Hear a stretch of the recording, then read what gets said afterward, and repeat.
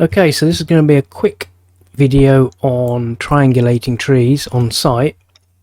I'll load up the demo.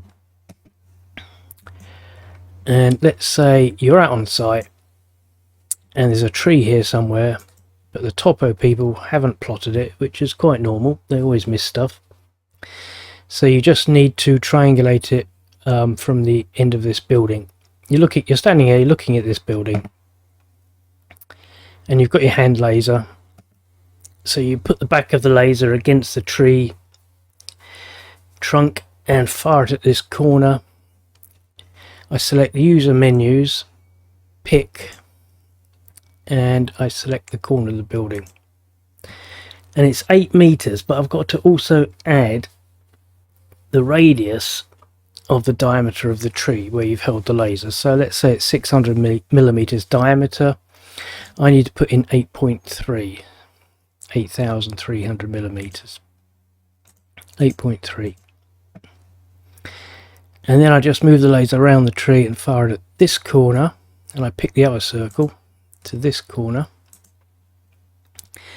and that measures 7.5 meters, say, but I've got to add 0.3, so 7.8. I put in 7.8. And where the two circles cross is the center of my tree. And then I'll just add a new tree, and it will snap to that crossing point, and then enter my data as per normal. Let's say it's a C2 and it was 600. I'll just put these in so we can see them on the map. I won't do the rest.